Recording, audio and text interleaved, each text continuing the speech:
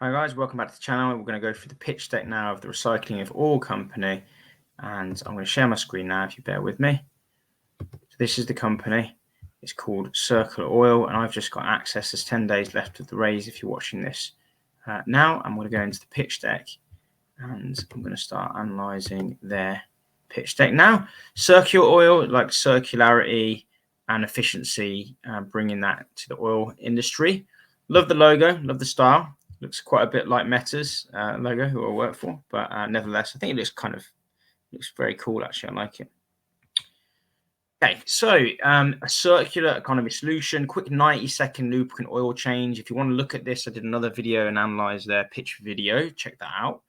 That shows you the solution. It's a circular economy, green circular economy solution, smart with a digital platform, which I think is really smart. It's got multiple channels of revenue, which is interesting. Subscriptions, this re-refining, like recycling of oil, and the digital platform revenue, as well as I think somewhere later on it talks about maintenance revenue as well. So they've got a good team, and they've got investors that are reinvesting, which is always a good sign. Proven technology and market traction, patented technology, which is awesome, acquired from when they worked with BP. And they're selling to a Japanese engine manufacturer, which is good news, and installations at top UK ground maintenance. So they've already started selling, which is good. 1 million is their goal with a investment round at 6 money pre-valuation, EIS approved. That's the enterprise investment scheme where you can get kind of tax deductible money if you invest for like 2 years or whatever. Exit options are potentially to an oil re-refiner or one of these machine or engine manufacturers, or indeed another digital venture or circular economy type brand. Here's their cartridge solution. The way I pictured it in my mind was it's almost like, when you have a printer, you can also get these kind of recyclable cartridges and you refill them. But this is with oil, and it's not really happened, I don't think, much before. We're going to do some competitor analysis in a moment after a look at this deck, so make sure you stick with me for that. And at the end, I'll give my opinion as well. In the circular world, nothing should go to waste. I agree with that. Today, over 60% of waste oil is burned or lost. That's really bad. 1 second. Circular oil, we have a patented cartridge technology. So this is where it's kind of plug and play that allows 100% collection and reuse of the waste oil. So where do we start? Collect, refurbish, manufacture, fill it with oil, they distribute it, service it, and it goes round and round. For the way in my mind, it's if you've got like a tractor, or if you've got a vehicle that needs oil changing, instead of just filling it up normally and then presumably having to get rid of the waste oil, which I guess is the way it's working at the moment, you would buy it through circular oil, and you would never have to waste any oil again. And because it's recycled oil, it's probably a cheaper price point as well. Oil change is quick, reduced downtime, which again is a cost saving for businesses, which is good. It's green credentials because it's re-refined oil, and that works for everybody. Works for the company as well. They can say they use green oil, etc. And it's smart because you can track the oil using QR codes. You can see that in the other video that I did. Operations, tracking of cartridges using those QR codes and the oil reuse, which is good. They offer a service support kind of subscription model, which is good. And there's a digital solution for preventive services and for maintenance, and maybe tracking of kind of how well that machinery is doing, how much oil it's using, and maybe that will improve in time as well, possibly. Target market, off-highway, 500 million or $500 million internal combustion engines in the off-highway sector, lawn and garden, it's ground maintenance, so maybe that's also golf courses, I imagine garden centres, maybe parks, where my partner used to work. She used to work for the Royal Parks. Sales to Japanese OEMs, is that oil engine manufacturers? I don't know, possibly. For applications in power generation, which is really interesting. A lot of people now are using kind of off-grid power generation. There's kind of a boom in the kind of green living. You might have a generator for all sorts of things. You might have a generator for, I don't know, what other applications, maybe camping, festivals, possibly. Initial conversations with a European OEM for an opportunity in the industrial sector. So I guess there's going to be loads of different applications for this kind of material, for this kind of opportunity. So here they've listed some of the verticals. Agriculture makes sense. Construction, that's interesting. You get kind of light diggers and things. They may require oil, and if they can save money, they'll be interested in that. Property construction companies, 100%. Industrial, they're really big on like managing and monitoring of their systems and machinery and whatnot. Lawn and garden, they'll be very keen because they won't want to. They're like in the garden sector, they like to reuse everything. It's kind of organic and blah blah blah. Don't want to throw anything away that's going to harm the environment, so they're going to be bought in. Same with marine, I believe. Power generation, they're quite keen on green credentials, I would imagine, as well. So that's interesting. Legislation will drive the industry to improve waste collection and reuse, and that's kind of across the board as well. Business model, installation. So the sales to manufacturers, this is what we've, from above, construction, agriculture, green lawn and gardens, parks and people like that, festivals, marine propulsion, power generation. So sales to those kinds of people, an annual subscription for servicing and maintenance, because I guess these will be the only people in the world that do it. So I imagine it'll be a kind of moat around the business that nobody else, I assume, will know how to service this type of equipment. Data was a data platform. That seems good. Refurb, segregated used oil. So I guess that's the reselling of the oil. So they can become, I guess they take a margin, because I don't think they're refiners. I don't think these guys are re-refiners. So I guess they take a margin on the oil that is sold through them. So let's look at the cost and profitability. If you look at this, about £75 and what, 275, which is about roughly 80% profit margin, which is amazing. The service, which looks like it's pretty good as well, 60 on 260. That is about the same, 70-80% profit margin, which is amazing. Refurbishment, 50-25, about 50% profit margin there. Data, as I work for a data company, like data margins are pretty high, typically 80-90%. Profit margins. So we see this is good. This is really good, because it means that when you're doing B2B sales, I'm in B2B, I kind of know how this works. And when you do marketing and sales with B2B, when you start to go to do lead generation and you have these kind of margins, and that means that you might be able to acquire leads for a couple of £100, even £1,000. But if you've got these kind of margins, you can do quite well. So Circular Oil Change, £50 versus £120 service cost today. So that's really important as well. This thing in the middle is kind of the driver or the lever, I would imagine, for a lot of those companies. If they can save 50% of their costs, that's an immediate interest there. Would drive a lot of interest. Okay. So this is competitors. We're going to look at this after I look at this deck. I'm going to look at some of these competitors, because I'm not sure all of them actually are competitors, certainly from what I saw. And I'm only looking at this. I'm not doing a kind of 10-hour in-depth analysis, but I will show you about that. So let's have a look at it. 90-second quick change. Only John Deere do that. Big manufacturer in the US. They're probably spread globally, but they're based in the US. Anytime, anywhere, just Circular Oil and John Deere. Extended drain interval. Not quite sure what that is. So we'll skip that for now, but it seems like only one other person does it. So that's good. Circularity, them and a company called Zero Petroleum. So that's fossil-free oil. So that's not quite the same as re-refining and circularity with oil, because it's a separate. It's not a like for like, if you like. It's a different style of energy. I guess biofuels or something, maybe. Energy efficient, Circular Oil and New Spec Oil. That's base oils as well, so that could be biofuels or bio oils, not traditional oil or petroleum. Digital platform, they're the only ones with that. Predictive maintenance, they're the only ones with that. And track and trace of resources, they're the only ones with that. That's really interesting, because that's smart technology. That's normally used for Internet of Things, or like in the factory space, when you want to check the kind of degradation of the quality of the machinery. So applying that to oil and energy is interesting, because I don't think it's that common. You can see no one else is doing that, so that's interesting. Team looks good. Steve's got 25 years experience. I think it said that he worked at BP as well.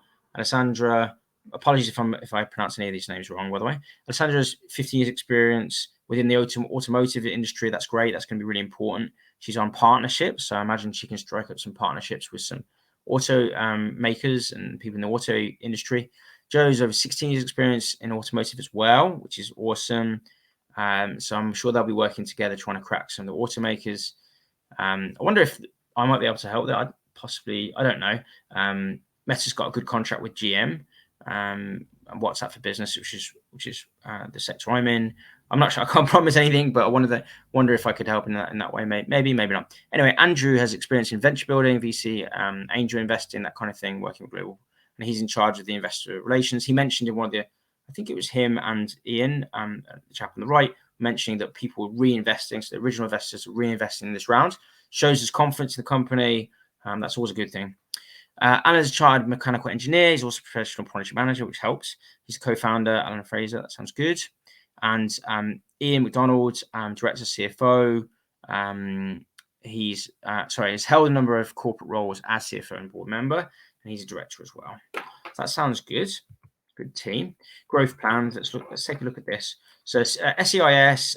This was, I guess, just before this round. So they raised 150. That would have been with, I guess, those angel investors. So this has probably allowed them to buy the assets from BP, retrofit a launch in the UK, the sale of this kit to get this first contract, this engine manufacturer, and collaborate with them and get some kind of agreement in place. Installation with some landscapers. That's the kind of lawn and garden segment they were talking about.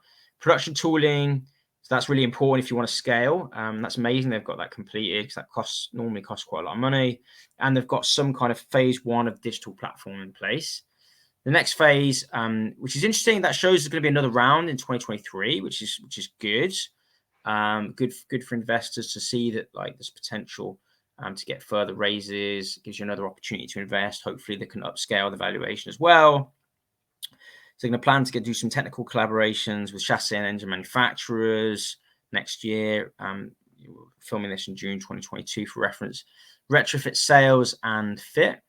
Scale up retrofit sales and fit, I guess, is retrofitting, I would imagine, would be when you need to install it potentially into machinery because it's probably not built kind of out the gate with the facility to have these cartridges in place. So imagine there's some of that. Scale up, cost optimization of manufacturing. So that comes naturally when you scale up. You can probably keep some of your costs low as you scale, and your profitability would probably ramp up with that. Phase 2 digital platforms, they can develop that more. Scope new sectors, 540 plan and 1 mil to 2023 additional sectors to be financed.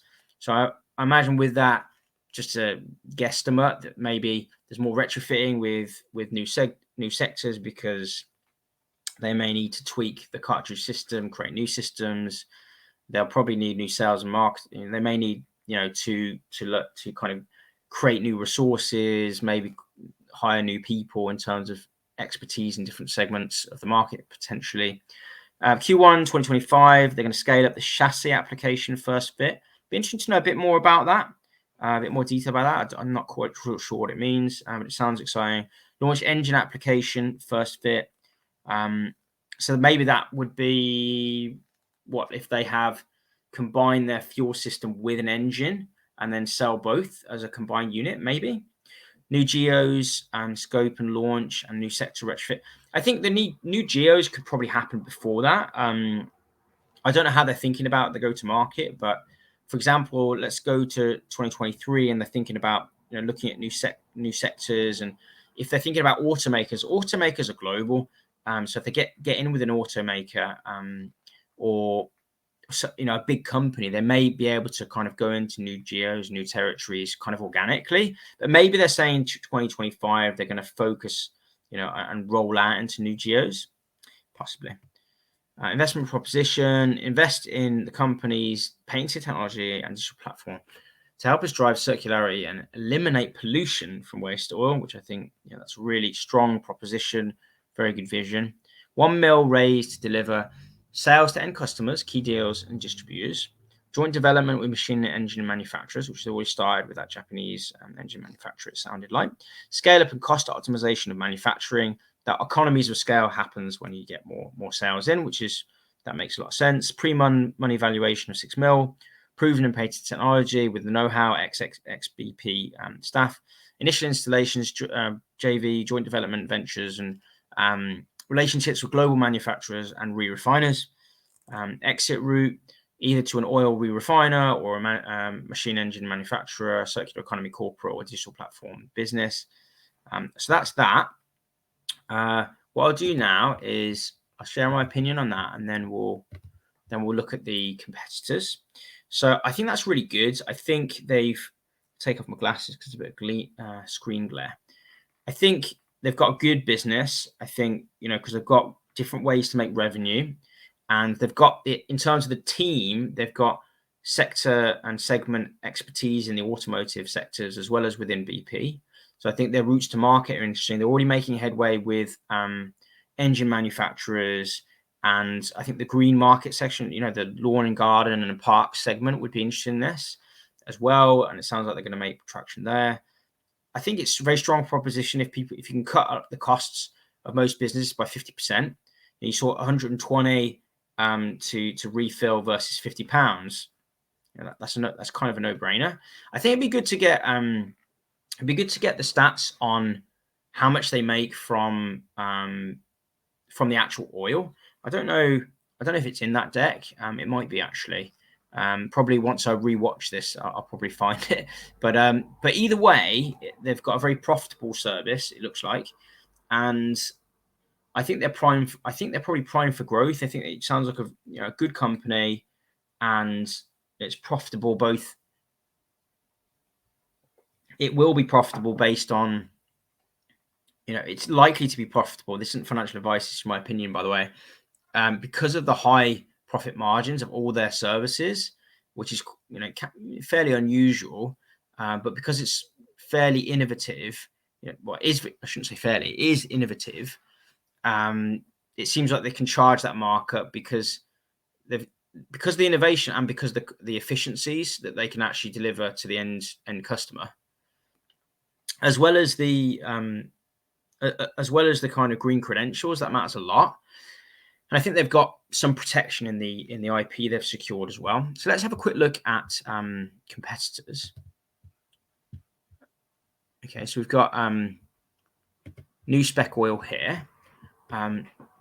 So New Spec Oil exports novel thermostable rapeseed oil. So that's a biofuel, polyunsaturated content, yada yada. So that's a biofuel, optimizing, intensifying process to develop high-performing base oils. So I think this is probably a competitor in terms of their end user buying the re-refined oil. So yeah, okay. I don't see much on these guys. 2019 next gen base oils, blah blah blah blah blah. Base oil sample, they test it, blah blah blah blah. It seemed yeah, okay.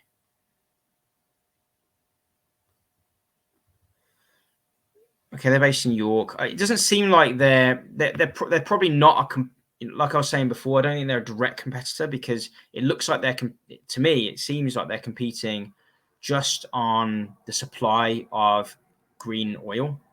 So there's kind of similar, these are a biofuel or a bio oil. I don't know if that's the right expression, but circular oil is kind of re-refining the product that the end user wants to buy anyway. So maybe New Spec Oil, I don't know, maybe they might have a harder sell because it's a net new type of oil, whereas circular oil is the same product. So I think that would probably be less friction when you're looking to buy in. Let's just have a quick look at the products. I mean, yeah, okay. So it's the same thing as these vegetable oils. Okay, fine. Perpetual energy, fossil fuel, dedicated to the production of 100% fossil-free petroleum, recycling of water, and carbon dioxide using renewable energy. These are green oils as well. This is 100% fossil-free. So this is good. So this is a green oil. So again, it's that when you think if this company was looking to pitch, Circular Oil was looking to pitch, then I'm going to stop sharing that screen now. Whoopsies. I don't think they're like net like for like competitors because they're not providing circular oil. They're providing green fuel to the end provider, but the end provider might need to change their systems, to be able to ingest, if that's the right word, these biofuels because they're net new. They're not the same kind of oil that that these companies would be using. So that's something to consider. And going back to the competitor deck, I mean, I don't know if they have a cartridge system. I don't think they do, and I don't think they have the 90 seconds, and they don't have a digital platform, etc., etc. So I don't think there are hardcore competitors for these guys, and that's a net positive. And of course, the margins are good. And I think once they get into some big companies, they could get some quite large orders. So potentially, and maybe not right now, but I always think kind of 3 to 5 years ahead, and I kind of try and think what's the actual absolute potential.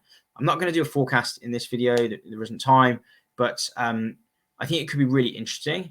I think for me, to be able to do an accurate forecast, and I suppose it'd be good, if the company wants to do this for the next round, or if there's time this round, to put in some forecasts of what the average usage might be for a kind of small to medium-sized company, and then maybe an enterprise business of like how many cartridges they would need, for example. It's probably quite difficult to do that, to be honest, because by vertical, it's going to be different if you're a park or if you're a power station or if you're a golf company or whatever.